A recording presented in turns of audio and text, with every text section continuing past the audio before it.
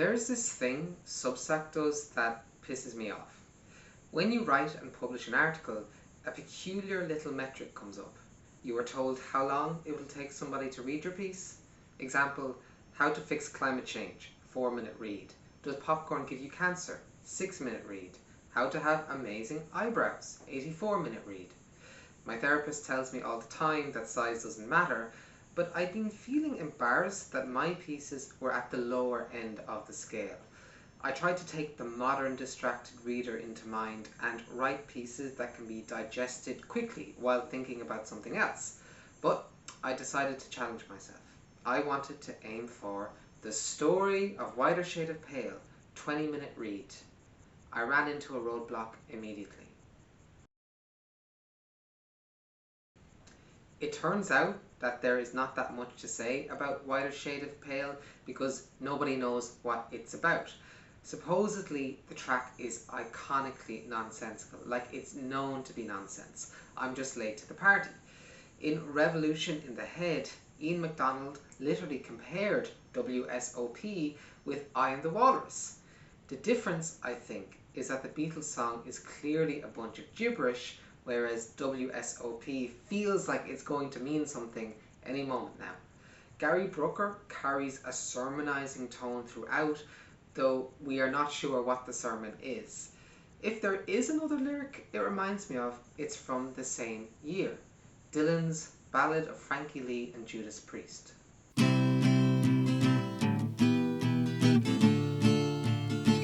The common narrative is that Dylan sidestepped the Summer of Love, but a detailed read-through of Frankie Lee and Judas Priest makes it clear that he was smoking the same stuff as his contemporaries. A detailed read-through. Listen to the track while doing something else and you'll probably think it's a parable about loving your neighbour or something. The opening verse puts us firmly in the so far so good territory. Frankie Lee and Judas Priest, they were the best of friends. So when Frankie Lee needed money one day, Judas quickly pulled out a row of tens. He placed them on a footstool just above the plotted plain, saying, "Take your pick, Frankie boy, my loss will be your gain." What confounds the listener is a string of phrases that sound like aphorisms but don't seem to amount to anything. We get our first of those at the end of the second verse. Sometimes a man must be alone and this is no place to hide. I don't know what that means. We get another one at the end of the next verse. I'm going to start my picking right now. Just tell me where you'll be. Judas pointed down the road and said, "Eternity." I don't know what that means. Near the end of the track, we get another one. "It's not a house," says Judas Priest. "It's not a house, it's a home." I know what that phrase means, I just don't know what it means in this context. Now, the most famous line in WSOP is a Dylan-esque pseudo-aphorism. That a face at first just ghostly turned a whiter shade of pale. What is whiter than a ghost? A corpse? Don't think so. That is before we get to why whoever or whatever is white is so white for. Elsewhere, she said there is no reason and the truth is plain to see. Although my eyes were open, they may as well have been closed. So I am taking objection with MacDonald's comparison. I Am the Walrus is one type of surreal, WSOP another. Walrus is like the one-armed penguin exploded on the bouncy castle of cyanide mushrooms. WSOP is like look inside your heart and see what you don't know isn't actually there. Ask somebody to sing WSOP for you and they will probably jump to the organ part.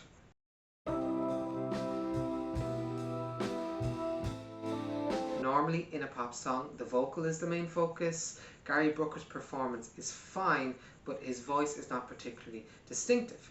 The tune, the vocal tune, serves more as an extra accompanying instrument like the drum or the bass.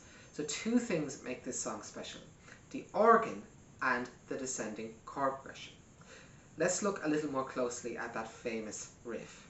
We begin with a long E note sustained for a measure and a half. This doesn't feel repetitive because of the chordal movement beneath, which we'll talk about shortly.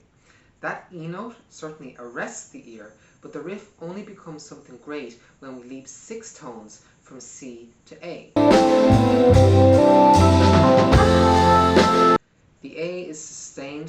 under a full measure, then we sweep down in preparation for another leap of a sixth, this time from D to B. Okay, let's get to the Bach thing. There has been some debate as to the extent in which WSOP pinches from air on a G string. For me, it's simple. WSOP is heavily inspired by the Bach piece, but it is not a direct sample. The two tunes work for different reasons. G string shares a sustained opening note, then its most distinctive moment is a gorgeous descending sweep.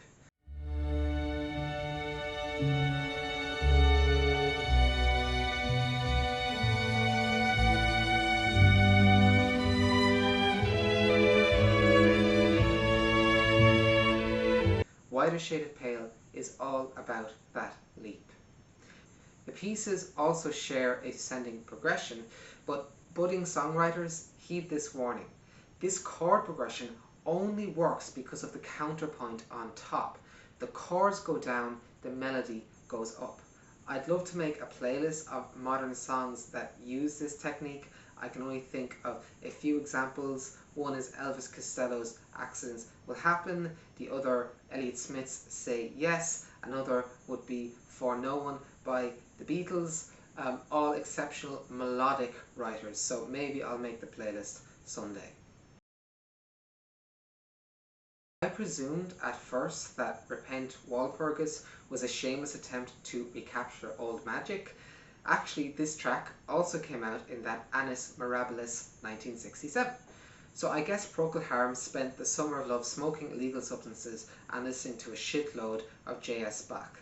The song, unlike WSOP, samples the master outright when an excerpt from the C major prelude pops up at the halfway point.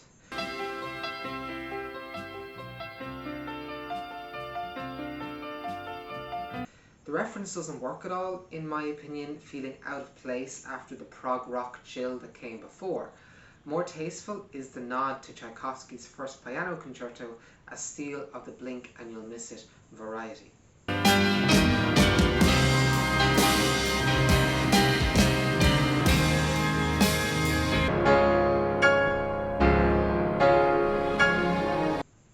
I think Whiter Shaded Pale is an excellent song. Why this one became the anthem of the Summer of Love and not Strawberry Fields or Purple Haze, I am not sure.